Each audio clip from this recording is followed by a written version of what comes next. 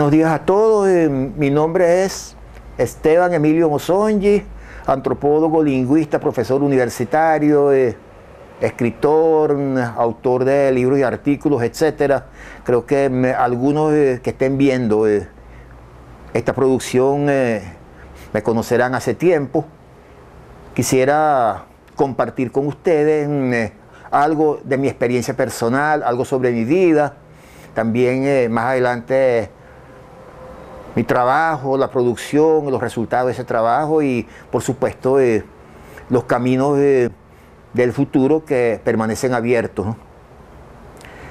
Nací fuera de Venezuela, en Hungría, en la capital de Hungría, el 14 de marzo de 1939, aunque a estas alturas de la vida de uno, la edad, bueno, representa un asunto un poco incómodo para la comunicación fluida, porque bueno, a uno le da como cierto escozor ya haber cumplido tantos años, ¿no? Aunque no es culpa de uno. Entonces, comenzando un poco de la infancia, que como lo saben muy bien los psicoanalistas y ya es de dominio general, pues las primeras experiencias, la infancia, la adolescencia, determinan en gran parte lo que uno habrá de ser, su actividad futura, van preparando, van allanando el camino hacia la autorrealización, hacia cosas más importantes, de las cuales está repleta la vida de uno. Entonces, yo todavía pues me recuerdo cosas de la Segunda Guerra Mundial, bueno, de gente que se nos murió, bueno, la hambruna, el bombardeo, por eso es que yo siempre he sido muy pacifista, muy contrario, incluso a la lucha armada de tipo libertario, de tipo defensivo, contrariamente a gente que comparte, que comulga ideológicamente conmigo, la gente progresista, de izquierda, etcétera. Yo me entiendo muy bien, pero cuando se llega a hablar de la lucha armada, allí se me presenta pues una dificultad. Bueno, y eso se acentúa porque como yo trabajo con pequeñas comunidades indígenas, afrodescendientes, campesinas, etcétera. Ahí, por ejemplo, si se matan 3 indígenas en una comunidad, prácticamente ahí se altera todo de una forma definitiva.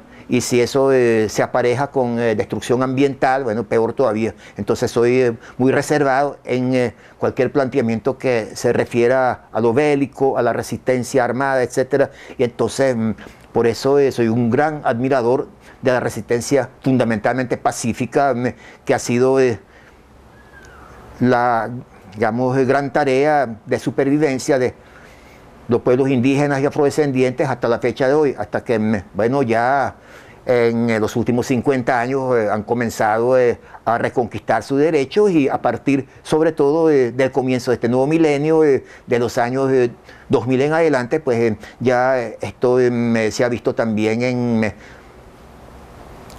las constituciones, la constitución bolivariana, por ejemplo, la legislación que reconoce plenamente pues estas culturas alternativas, las culturas diferentes de la de raigambre fundamentalmente occidental y eurocéntrica. Pero volviendo a la infancia, bueno, yo desde muy chiquito pues me trasladaron pues a Venezuela, mis padres también vinieron algunos familiares, precisamente como consecuencia de esa debacle, de esa guerra, de las dificultades económicas y políticas que indudablemente surgen a raíz de esos grandes desastres provocados por el hombre, ni siquiera naturales. Ahora, en Venezuela, ya desde chiquito, pues, pero ya estaba consciente, ¿no? Me topé con otras realidades, también durante el tránsito nos tocó pasar por otros países, pasé por de Hungría a Austria, Alemania, un contacto en Estados Unidos, Venezuela. Eso me permitió pues apreciar la diversidad sociocultural en todo su alcance y bueno, ya allí pues se me prendió una chispa, porque cuando uno permanece largo tiempo o quizás toda su vida en un solo sitio, pues esa curiosidad o no se presenta o se apaga, realmente pues no suele constituir un tema cotidiano para que la persona desarrolle algunas habilidades o algunos conocimientos, pero en mi caso sí, pues me di cuenta de que en Hungría se hablaba de una forma, en Alemania otra, en Venezuela otra distinta. Entonces también en ese viaje, que en ese caso fue marítimo, yo me trasladé en barco, no en avión. En ese barco había personas que hablaban ruso, que hablaban rumano, que hablaban letón, ucraniano. Entonces toda una ensalada, pues, en el mejor sentido del término, una ensalada rusa ahí.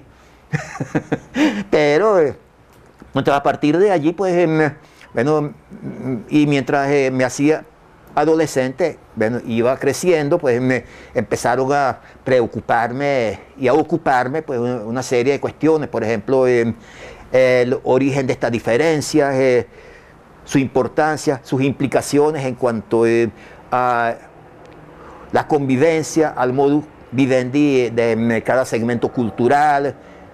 Y por supuesto también me comenzaron a lacerar, a herir. Yo vi con bastante extrañeza cómo a veces una cosa como un idioma distinto, o en otros casos el color de la piel, en otros casos el tipo de cultura que la persona lleva, son o llevan a discriminaciones, a racismo, etcétera. Eso lo supe yo desde muy temprano, y entonces ahí bueno, desarrollé un pensamiento complejo, dándome cuenta de que esas grandes diferencias contienen aspectos muy positivos, pero también pueden dar lugar a desviaciones negativas, lo cual, pues, por supuesto, yo entendí también desde muy temprano que no pueden predisponerlo a uno contra la diversidad, sino más bien defender la diversidad contra las desviaciones y contra las discriminaciones y contra las desigualdades, ¿no? Por ejemplo, yo no soporto una desigualdad de carácter económico, que este es pobre, el otro es medianamente rico, el otro es riquísimo. Me parece que ese es perverso. Pero sí me parece bien que haya personas hablando distintas lenguas, distintos tipos de espiritualidad, distintas religiones, distintas culturas materiales o no materiales. Por ejemplo, imagínense si la música fuera una sola, o la literatura, o la poesía. Bueno, seríamos muchísimo más pobres. Si el ser humano se expresara con las mismas palabras de una sola manera, pues en vez de expresarse de 6.000 maneras distintas como mínimo, bueno, también sería un tremendo empobrecimiento. Entonces, esto por supuesto me condujo, mientras yo hacía mis estudios de primaria, a ocuparme de esto, pero informalmente, a través de las enciclopedias. También fui aprendiendo diferentes idiomas. Ya yo venía hablando algunas lenguas. Bueno, prácticamente yo casi nací multilingüe, ¿no? Por todas esas experiencias, ¿no? Entonces, eso se fue acentuando porque le di importancia y traté de sistematizar aquello que comenzó como algo muy empírico, algo, pues, que nacía de mi propia experiencia vital, pero después lo hice más sistemático, aun cuando la escuela no me ayudó mucho. Aquí encontré incluso, me extrañó incluso el grado de monolingüismo que había en Caracas con respecto al castellano. Incluso cuando cualquier persona o niño de procedencia extranjera se expresaba en inglés o en alemán o en italiano, bueno, enseguida había un compañero diciendo, pues, habla cristiano, no te entiendo eso. Bueno, entonces, bueno, en general, pues, tampoco voy a exagerar, no es que notara mucha intolerancia, pero sí había indudablemente ciertos obstáculos en la comunicación cuando se trataba de culturas diferentes y de procedencias geográficas distintas de las personas. Yo tomé mucha nota de eso. Pero bueno, por supuesto que yo fui después creciendo, haciéndome adolescente. Bueno, saqué, bueno, en forma muy positiva. Ahora sí tengo que hacer una acotación ahí. A veces, sin embargo, se me presentaban algunas dificultades con algunos maestros y profesores, maestras, porque yo encontraba que esa experiencia que me tocó vivir, pero que no era esa experiencia de los maestros a veces creían que uno era como muy fantasioso, como que me desviaba de la realidad, como que era muy romántico, etcétera, y eso a veces influye hasta en la calificación, la nota que te ponen. De repente te ven como mentiroso. Bueno, o sea que ya incluso esa multiculturalidad, bueno, claro, en general, pues, me resultó positiva, sobre todo como experiencia propia, pero también fue a veces un obstáculo frente a la gente como muy convencional, como muy chapado, digamos, a una vida demasiado ordenada desde un principio, como con sus cartabones, con sus reglas inmutables, etcétera. sí, tipo criollo, Juan Bimba, criollito, etcétera. Por eso es que, bueno, después cuando ha habido así tanta discusión sobre el tema del mestizaje, yo en parte acepté eso, pero en parte no lo acepté, porque al decir que todos somos Juan Bimba y mestizos y mezcla, etcétera, pareciera que hay un reduccionismo. Entonces, ¿dónde queda el afrodescendiente? ¿Dónde queda el inmigrante? ¿Dónde queda el indígena? ¿Y dónde quedan los mestizos diferentes? Por ejemplo, a mí nadie me da la idea que el mestizo trujillano es igualito al de Irapa, Sucre, ¿no? Bueno, entonces, bueno, por todas esas razones, ya mi experiencia se fue volcando más que todo en tres direcciones. Primero, la cuestión de las culturas distintivas junto con sus identidades, incluyendo la identidad nacional de este país, que por supuesto, como es un compuesto, como es algo pancrónico, como algo que está constituido por una cantidad de planos superpuestos e interinfluyentes. Entonces eso pues, me ha interesado muchísimo y bueno, primero empecé con una reflexión informal, como ya dije, después se fue formalizando, ya incluso ya como estudiante de secundaria ya hacía algunos ensayos todavía un poco incipientes, pero que se referían a ese tema de la identidad, la cultura, etcétera. Eso por un lado, incluyendo por supuesto los pueblos indígenas, bueno, los pueblos afro, etcétera. Bueno, porque realmente... me parece que se le movió el televisor. Ya pasaron 2 minutos, ¿no? No, vamos bien. Llevo 9 minutos. O sea, que podemos por lo menos así con esa parte de lo que ha sido sobre infancia, sobre... Sí, y me da un permisito para... Si quieres lo subo a la mesa.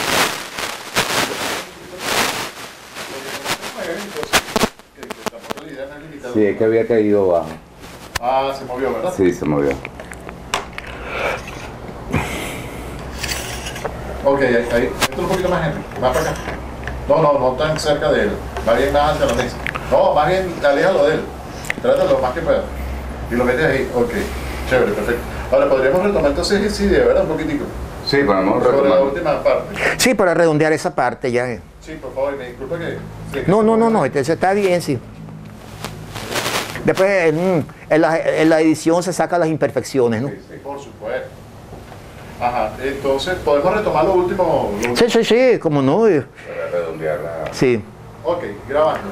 Bueno, entonces ya como estudiante de secundaria, en el bachillerato ya hacía mis composiciones, mis ensayos, etcétera, que eran como un ejercicio previo al ejercicio de una profesión ya plenamente dedicada a esos menesteres, como ocurrió después y como un poquito más adelante tendré la oportunidad de contárselo. Pero entonces quería hacer énfasis en 3 campos que han sido los fundamentales. De todas maneras, quiero decir que no son exclusivos porque a mí me gusta mucho la diversidad hasta en el propio quehacer de uno. Yo no me conformo ni con un solo estudio, ni con una sola disciplina, una sola actividad o un solo pueblo al cual me dedique. Tiene que ser una multiplicidad, pero al mismo tiempo tampoco es para dispersarme, sino para encontrar denominadores comunes y para ver qué es lo que constituye lo humano dentro de esa diversidad. ¿Dónde está lo uno, dónde está lo múltiple? Como decía mi amigo el poeta Efraín Hurtado, lo uno y lo múltiple, ¿no?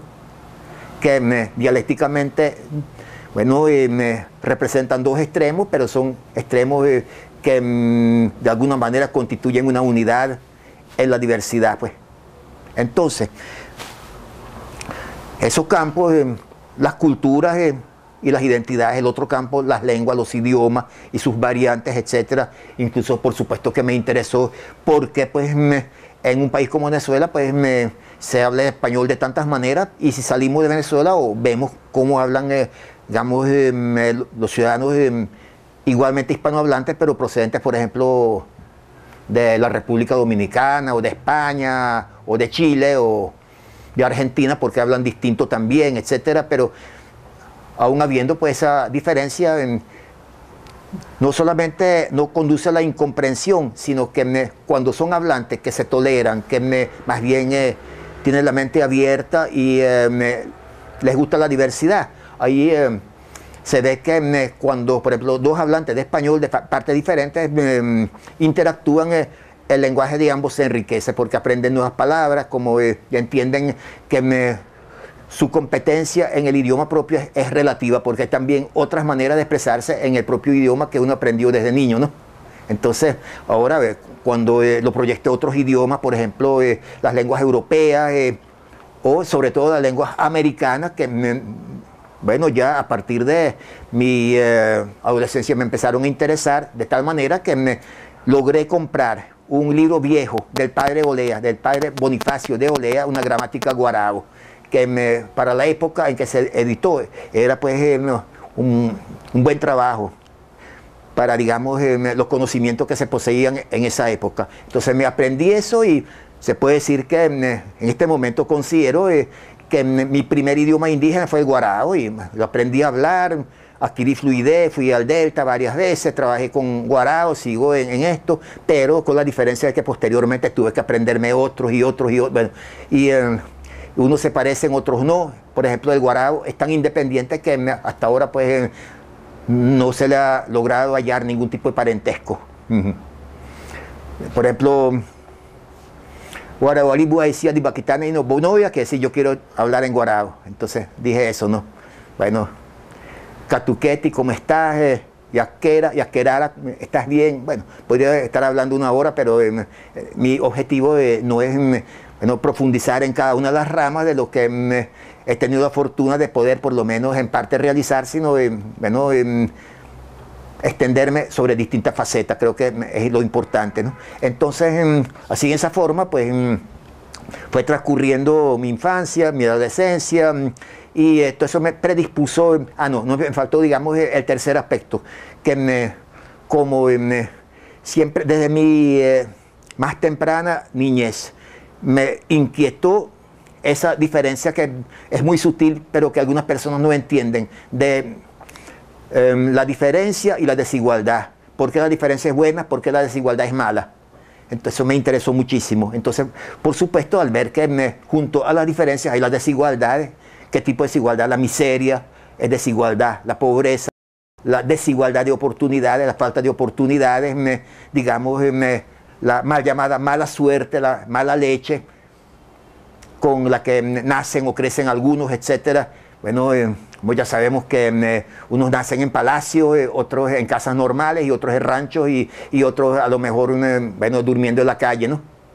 Entonces todo eso me parece que es una iniquidad, pero a pesar de algunas simplezas que por allá oyen, eso no tiene que ver, por lo menos directamente, no se puede atribuir a la diferencia de tipo lingüístico o racial o cultural, etcétera. Al contrario, lo que es la diferencia en sí, la diferencia nos enriquece como género humano, pero al mismo tiempo la desigualdad nos empobrece, y sobre todo empobrece a las víctimas de ese mal que es la desigualdad social, y que con mayor o menor éxito también los diferentes gobiernos han tratado de corregir, ¿no? Entonces yo creo que ya cumplí con la primera parte, ¿no? Magnífico, perfecto, sí. Ahí estamos bien con la primera parte. No, ahí estamos bien. Yo creo, ahí tenemos ya justamente 16 minutos, estoy chévere. De todas maneras, si de repente ustedes piensan que hubo algún aspecto que no enfaticé lo suficiente o que puedo agregar, bueno, me pueden sugerir, no sé, que estoy abierto. Sí. Bueno, ya si quiere sugerirme algo. No, ya este segundo segmento, entonces vamos a hablar de sus viajes en Venezuela o de sus viajes internacionales en búsqueda, pues, de su trabajo profesional, cómo enriqueció su trabajo profesional, los trabajos que usted ha hecho, lo que nos falta a nosotros como sociedad para comprender, precisamente hablando de desigualdades o de diferencias, para comprender a nuestros hermanos del sur, su lenguaje, su modo de vida, que es totalmente opuesto al nuestro. Bueno. Grabando. Ahora quisiera agregar algunas consideraciones, siempre dentro de una síntesis que comprendo habrá de ser breve, incluso para poder comunicarme con diferentes sectores de la sociedad que yo aprecio muchísimo. Creo que un investigador que no se comunica, que de alguna manera no hace contacto con el pueblo, lo que hace es engavetar una serie de papeles y que tal vez en algún futuro remoto servirán de algo, otras veces ni siquiera eso. Entonces, bueno, continuando. En mi vida universitaria, el inicio de mi existencia como académico, pues yo saqué 2 carreras de pregrado. Por un lado, sociología y antropología, pero con más énfasis en la parte antropológica, por un lado. Y por otro lado, también estudié como pregrado y saqué también la licenciatura en letras. No había la carrera de lingüística. Empezó apenas a despuntar la carrera de antropología. Sin embargo, en letras, como había algunas materias como gramática, como filología, como latín, como idiomas, etcétera, por supuesto que eso me compensó la falta de un rótulo específico que dijera lingüística, ¿no? Entonces me fui formando y más que esa parte académica, por supuesto tuve algunos profesores importantes. Por ejemplo, en sociología tuve a José Agustín Silva Michelena, tuve a Rodolfo Quintero en antropología, tuve a Costa Sáenz, a Ángel Rosenblatt en filología, etcétera. Bueno, en Serrano Ponce la literatura. Bueno, tengo que recordarlo con cierto agradecimiento. Por supuesto, eso no quiere decir que yo comulgue con las ideas así en detalle de cada uno de ellos. Uno tiene su personalidad propia, o por lo menos tiene que tenerla si es que su intención es aportar algo nuevo. No puede ser un repetidor de consignas ni de conocimientos. Entonces, entre estas 2 carreras, pues también fui acercándome a los 3 puntos, a los 3 tópicos grandes que habían sido de mi selección, mi escogencia como propósito de vida, y fui un poco compaginando esos conocimientos académicos con mi experiencia y también con mis aspiraciones, con mis deseos para formarme y también para aportar algo, bien sea como investigación, como libros, como artículos, pero sobre todo, y eso me inquietó desde temprano, tomar parte en las actividades sociales, ser activista de algo o de algunas cosas, ni siquiera de algo, sino bueno, casi genérico, activista, incluyendo el campo político, por supuesto, lo que se entiende genéricamente como izquierda, como revolución, como progreso, etcétera. Por supuesto que yo me casé con eso. Ahora tampoco fue fácil, porque también en la propia izquierda uno a veces encuentra dogmatismo, rechazo, malentendidos, incluso inmediatismo. De repente lo que importa es desfilar o vestir o mostrar algunas consignas, etcétera, y eso no era lo mío, sino estudiar la disciplina, pues adquirir conocimientos, repartir conocimientos, comunicarme con la gente. Entonces, pero en general, bueno, yo puedo decirme con satisfacción que siempre he sido claro en cuanto a esas metas, por cuanto el solo hecho de plantearse la desigualdad como un mal es propio de izquierda. Ningún tipo de derecha lo haría. Más bien la derecha lo celebra, y hasta con la intención de acabar con los desiguales, de sacarlos de circulación, ¿no? Como hacen con los indigentes, por ejemplo. Entonces, bueno, volviendo al caso de los indígenas, yo quiero hacer énfasis en eso. Yo, por supuesto, también en mi primera época, aun cuando me interesaba muchísimo esa realidad diferencial, no tenía buena información, y yo creí mucho en esos cuentos ultra evolucionistas de que pues, son pueblos que hay que tenerles lástima, que carecen de todo, que comen mal, que están enfermos, etcétera. Efectivamente yo encontré algo de eso, pero pronto me convencí de que eso era consecuencia del colonialismo, que en realidad, no por ser diferentes, una sociedad indígena tiene que presentar un aspecto carencial. No es que son diferentes porque les falta algo, sino que tienen como otros valores, como otro tipo de conocimiento, es decir, entran en esa diversidad que es equivalente a una creatividad múltiple, y que es muy humano y que es muy enriquecedor. Entonces, eso me tocó verlo primero con los Pumé, que fue mi primer trabajo de campo, el estado Apure. Ahí sí me encontré con cosas muy tristes con los Pumé, y es interesante porque allí coincido con un relato que también lo repite bastante el presidente Hugo Chávez, cuando él contactó a los cuivas, ¿no? Que son vecinos de los yaruros o pumenos, y entonces él encontró esa miseria y como militar le tocó pues resolver algunas cuestiones y prontamente se solidarizó con ellos. Entonces ahí pues lo que me pasó con justamente con los pumés o yaruros y con los cuivas fue ver esa parte, digamos, carencial, la persecución, el racismo, lamentablemente, y hay que decirlo, hay que ser crítico, el estado Apure sigue siendo el estado más racista del país. Ahí realmente el apureño medio, sea hacendado, sea peón, sea habitante de las ciudades regionales, siempre ve al indígena como no solamente menor de edad, sino como un semihumano, como una etapa transitoria entre, digamos, lo subhumano, una especie, digamos, casi simiesca, ¿no? Y el ser humano como tal, ¿no? Pero peor que ambos. O sea, bueno, es una definición que he oído a varios llaneros, ¿no? Me perdona, pero hay que decirlo porque son cosas que debemos ir resolviendo ya. Eso ha mejorado algo, pero no lo suficiente para que no esté en el tapete, ¿no? O sea que para algunos llaneros todavía, cuyos papás y abuelos todavía mataban indígenas como una racia, ¿no? Sencillamente ejecutando. Bueno, hay películas de eso. La profesora, mi amiga Beatriz Bermúdez, tiene películas de cómo se perseguía a la gente, sobre todo a los yaruros, también a los cuivas, ¿no? A los guajivos.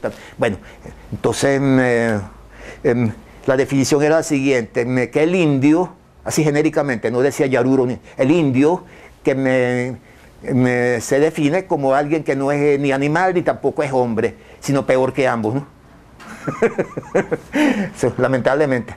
Entonces, bueno, pero si no entendiéramos eso, tampoco sabríamos por qué después de 12 años de aplicabilidad de una constitución que los reconoce, los pueblos indígenas todavía pues carecen de esa interculturalidad y todavía pues no se sienten satisfechos ni colmados en sus aspiraciones después de 12 años.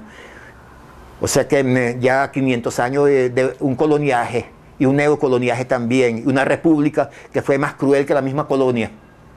El siglo XIX, ahí se quitaron más tierras indígenas, hubo más matanza. Particularmente en la Guerra Federal, ahí se perdieron muchísimos indígenas y muchas comunidades también afrodescendientes. Entonces, con esos antecedentes, es imposible que la cuestión indígena como tal se resuelva de la noche a la mañana. Entonces todavía uno, lamentablemente, en Caracas, en Maracaibo, en el propio llano, en los Andes, entrevista a las personas supuestamente mestizas. Ellos no niegan la parte indígena que tiene el mestizaje, tampoco niegan los afrodescendientes, pero lo subestiman y lo que ven es el blanqueamiento. Bueno, que con el mestizaje se han hecho más europeos y más blancos y más parecidos a un francés, a un portugués, a un español, ni siquiera español, porque también hay cierta reticencia contra, digamos, la colonia española, que por supuesto que no fue ninguna edad de oro tampoco, ¿no? Y ya sabemos lo que pasó en la conquista, bueno, la forma como los grandes capitanes españoles, los presuntos fundadores de ciudades, bueno, que ya eran pueblos ya constituidos, pero entonces los refundaron, ¿no? A los hispanos, ¿no? Bueno, sabemos la matanza que hubo, etcétera, las masacres, bueno, pero realmente son cosas que ameritarían casi un seminario de historia o por lo menos de antropología, y no tengo en este momento un espacio para desarrollar ese punto. Entonces, todavía, pues repito, la mayoría del pueblo venezolano ve las culturas indígenas como primitivas, ve los idiomas como dialectos, ve, digamos, la población indígena en su totalidad como una transición, que pronto, que sus hijos, que sus nietos serán igualitos a los criollos, que ya no habrá más diferencias. Incluso algunos sospechan del indígena como separatista, como buscando una secesión, como un país distinto que no reconoce la soberanía venezolana, entonces que facilita la injerencia extranjera, etc. Bueno, realmente cosas sin fundamento, porque todo eso nace de esa contradicción a la cual me referí al principio, que ellos tratan de igualar o equiparar lo que es desigualdad con la diferencia. La diferencia es legítima porque es creativa, porque es diversa. En cambio, la desigualdad quita oportunidades a unos, en cambio recarga de grandes posibilidades y de un bienestar inmerecido a otros, ¿no? Entonces, yo quisiera insistir en esto, que es cierto que todavía como consecuencia de tanto coloniaje, de tanto desprecio, de explotación, de genocidio, de etnocidio es como acabar con una cultura, ¿no? De tantas misiones religiosas, católicas, protestantes que no respetaban, aunque hay que agregar que hay sectores en la iglesia católica, también en algunas iglesias protestantes que ya aceptan lo pluricultural, que ven las distintas espiritualidades no como incompatibles, sino como compatibles, como convergentes hacia valores que pueden ser mancomunados, ¿no? Pero este es muy reciente, ¿no? Que las misiones religiosas tradicionales realmente extirpaban todo lo que tenía que ver con una cultura distinta, con otra espiritualidad, incluso destruían lo que ellos llamaban los ídolos, no permitían los bailes. Eso con las nuevas tribus, esa tendencia se prolongó bastante hasta que por fin recientemente pues ocurrió la expulsión. El mismo presidente de la República pues expulsó hace pocos años, pero hay que tener cuidado porque esta gente expulsada, algunos eran norteamericanos, pero otros eran venezolanos, bien sea discípulo de ellos, o hijo de ellos, o descendiente de ellos. O sea que de alguna manera eso se mantiene todavía, ¿no? No es tan fácil, digamos, romper con ese pasado de una manera tan, vamos a llamarla, tan simple. No es así, ¿no? Entonces, bueno, lo que quiero significar con todos estos puntos que estoy de alguna manera desglosando, que debemos entender que todas las culturas son complejas, ninguna es primitiva. Bueno, por ejemplo, dicen, bueno, pero el Wayuu nunca fue la luna, el Yanomami tampoco. Bueno, entonces yo les contesto, el 99,9% de los occidentales tampoco fue la luna. O sea que no hay que ser tan excluyente. O sea que hay que ver las cosas, bueno. Además, bueno, el chamanismo tiene muchos valores, el amor a la naturaleza, bueno, la ecología, una ecología innata, íncita, pues, porque se han mantenido en el tiempo por tantos milenios, porque ha habido, digamos, ese igualitarismo, porque no hay normalmente discriminación interna en el seno de las comunidades, porque no hay niños huérfanos, porque hay solidaridad dentro de una misma comunidad, incluso entre comunidades dispersas. Entonces todos esos son valores, algunos de los cuales pues han sido tratados por diferentes autores. Yo también tengo mis publicaciones sobre eso, pero entonces lo que hay que entender que los idiomas indígenas son lenguas, idiomas legítimos, no son dialectos de nada. Dialecto sería una variante, por ejemplo, del inglés o del español que diverja de lo que es el inglés estandarizado o el español estandarizado. Por ejemplo, indudablemente el inglés de el español o el inglés de Puerto Rico, que ahí se hablan ambas lenguas, son diferentes tanto del español estándar como del inglés estándar. Pero bueno, hasta ahí pues. Pero el Wayuu no es dialecto de nada, el Wayuu o Guajiro es una lengua arawak independiente totalmente. Sí, por ejemplo, yo digo, Antstaya, yo vine. Ahí no hay nada de español ni nada que me recuerde otra lengua. Es una lengua arahuaca, pero independiente del verbo anta, venir, taya, yo, pia, tú, nia, él, etc.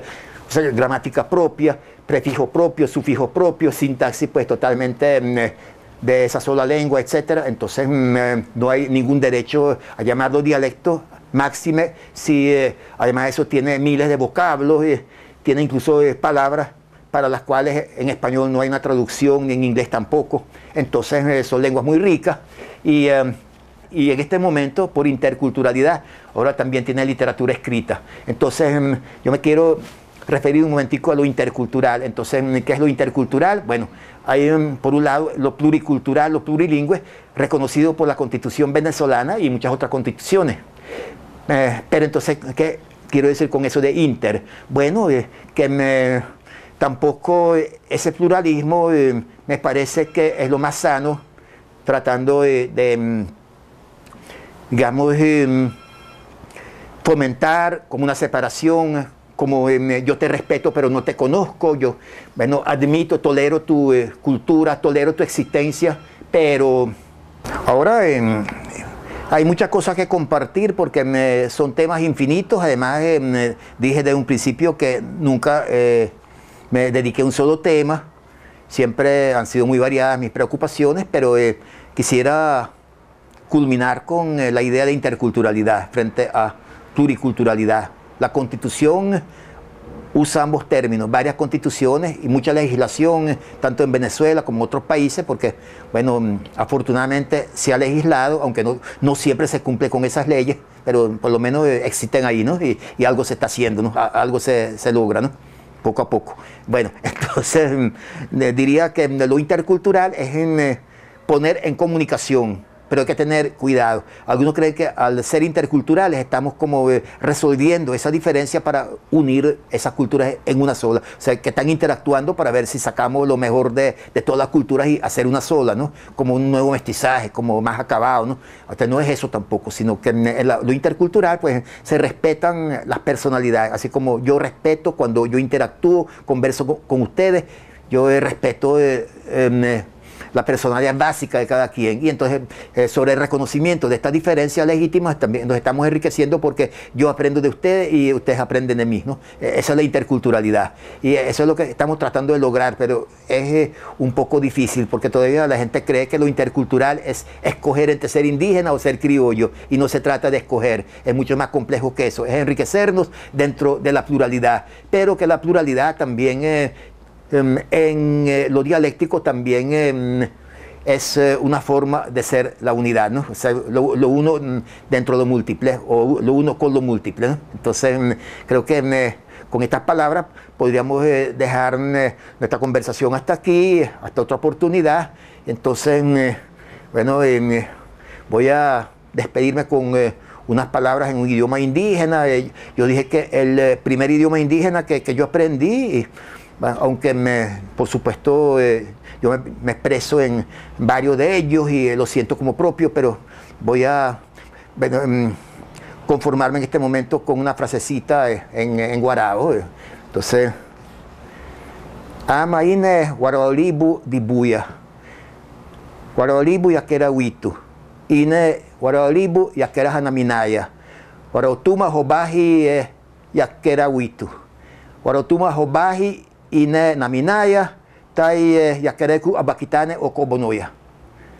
Entonces que la cultura guarao es muy bonita, que la conozco, etcétera, y queremos que mejore todo el mundo del guarao, etcétera, y bueno, por ahí vamos a dar eso de este tamaño. Un saludo a todos los oyentes, a todos los videntes, a todo el pueblo venezolano, específicamente a la Casa del Artista y al proyecto que se representa a través de esta filmación. Y, bueno, gracias por la oportunidad y trataremos de continuar porque uno, mientras tenga proyectos y esté activo, nunca envejece.